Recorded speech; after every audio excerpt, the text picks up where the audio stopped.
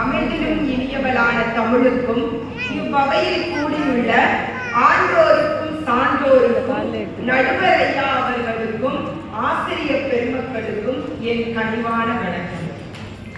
மாணவர்களை நல்வழிப்படுத்துவது கனிவே அப்படின்னு நான் சொல்லணும். ஆனா நான் எதுவுமே சொல்ல வேண்டாம் அப்படிங்கிறத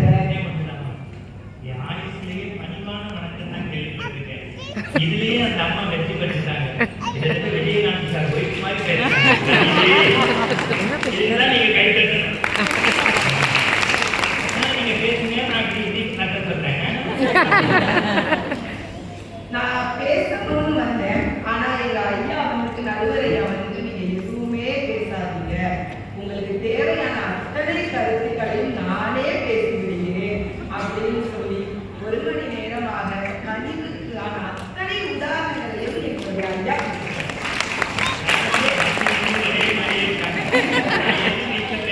மாமா பேசுனதே சரி, என் சகோதரி பேசுனதே சரி. எங்களோட ஐயா நான் இடையில குடிச்சுக்கிறேன். முதலே இப்ப சொல்லிட்டதுனால எங்களோட வேலை கொஞ்சம் தொடங்கி விட்டது. நான் வந்து ஒரு 2 நபர்களை பத்தி சொல்லணும்னு நினைக்கிறேன். ஒண்ணு, இந்த அவையில இருக்கக்கூடிய அனைவருக்கும் தெரிந்த ஹெலன் கெல்லர். இவரை பத்தி எல்லாருக்கும் தெரியும்.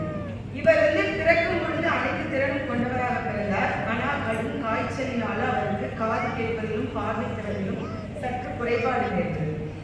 அதுக்கப்புறமும் அவங்களுக்கு படிக்கணுன்ற ஆர்வம் இருந்ததுனால படித்து பெரும் உச்சத்தை அடைந்தார். விரிவா நம்ம பேச வேண்டிய அவசியம் இல்லை, எல்லாருக்கும் தெரியும்.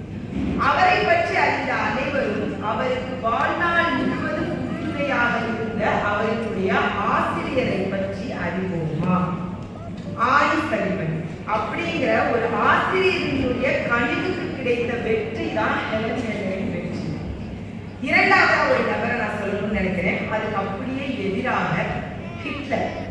ஹிட்லர் இந்த உலகமே வெறுக்கக்கூடிய கொடுங்கோலனாக இருந்தவர் ஹிட்லர். ஏன் அவர் அப்படி இருந்தாரு அப்படிங்கிறத ஆராய்ந்து பார்க்கும் பொழுது அவருடைய சிறு வயது இளமை பருவம் அவரோட அப்பாவால அதிக அளவுல தண்டனைகள் கொடுக்கப்பட்டு கண்டிப்புடன் வளர்க்கப்பட்டதாக இருந்தது. இந்த 2 ஒப்பிட்டு பார்த்தீங்கன்னா தெரியும். கண்டிப்புங்கிறது எதை கொடுத்திருக்கிறது, கணிவுங்கிறது எதை கொடுத்திருக்கிறது. கண்டிப்புனால மாணவர்களை வருத்தலாம், ஆனால் கணிவினால் மட்டுமே மாணவர்களை திருத்த இயலும். கண்டிப்பாக மாணவர்கள் மதிப்பெண் விழுக்காடுகளை மட்டுமே பெறுவர், கணிவால் மட்டுமே மதிப்புடைய விழுமியங்களை பெறுவர். எது வாழ்க்கைக்கு நிரந்தரம்? கணிவுதானேங்களா? சரி, இது 2ஐயும் தவிர இன்னைக்கு நம்ம ஒரு காணொலி பார்த்தோம். அந்த காணொலியில் இருக்கக்கூடிய ஒரு சில துளிகளை நான் உங்களுடன் பகிர்ந்து கொள்ள விரும்புகிறேன். ஒன்றாவது, ஐயா வந்து கண்ட சாக்லேட் விழுந்ததை கூட பொருட்படுத்தாம பாட நடந்தாருன்னு சொன்னாங்க இல்லையா? அன்பினால் எல்லாம் தரக்கூடிய அன்புடைய நெருங்கிய பிறர்ன்னு சொல்லுவாங்க. அப்போ தன்னோட கண்ணு ஏதாவது துன்பம் கூட பரவாயில்ல, தன்னை நம்பி இருக்கக்கூடிய மாணவர்களுடைய கண்களில் இருக்கக்கூடிய கனவுகள் வெற்றி அடைய வேண்டும் என்பதற்காக உழைத்த ஐயாவின் கனிவு எந்த அளவிற்கு இருந்திருக்கிறது. இரண்டாவது, நம்மளுடைய ராபின்சன் சார் சொன்னாங்க, நம்மளுடைய யூனிஃபார்ம் சாரி பற்றி சொன்னாங்க இல்லையா? யூனிஃபார்ம் சாரி பற்றி சொன்னாங்க.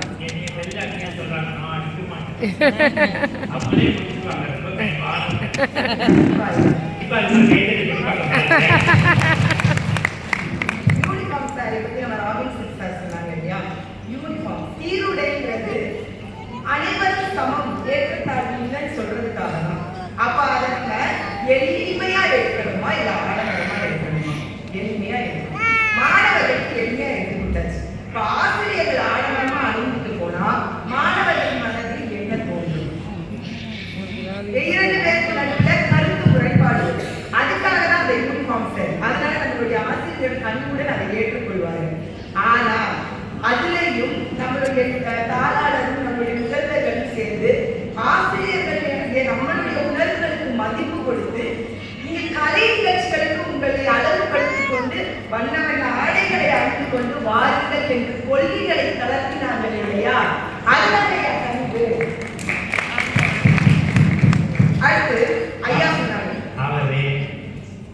இறுதியான விதம். ஒரே ஒரு விஷயத்தை சொல்லி நிறைவு செய்யணும்னு நினைக்கிறேன். அவன் நடுவரையா சொன்னாங்க, உலகம் மேலேயே ஒரு பையன் தெரிஞ்சுக்கிறான், உள்வீட்டுக்குள்ள வர ஒருத்தரை பார்த்து கையை கூப்பி வணக்கம் சொல்றதை கத்துக்க மாட்டேன். எங்களுடைய பள்ளியினுடைய சாராம்சமே இருகரம் கூப்பி வந்தாரை ஹாப்பி மார்னிங் சொல்வதாகும். இதை தினத்தை எங்களுடைய பாரதியா அவர்கள் நுழைவாயிலுக்கு வெளியே நின்று 3 வயது குழந்தையானாலும் இத்தனை கனிவை கண்டு எங்களுக்குள்ளே மனமாற்றங்கள் நாங்கள் அதே கனிவை பின்தொடர்கிறோம். இறுதியாக ஒன்றை சொல்லி நிறைவு செய்கிறேன் ஐயா. 4 மாணவர்களை மட்டுமே கொண்டு துவங்கப்பட்ட இப்பள்ளியானது இன்று பல கிளைகளை கொண்டு விருட்சமாக வேரூன்றி நிற்கிறது என்றால் அதற்கு காரணம் இருக்கக்கூடிய எங்கள் கல்வி குடும்பத்தை சேர்ந்த அத்தனை பேரின் கனிவிற்கான உதாரணம்.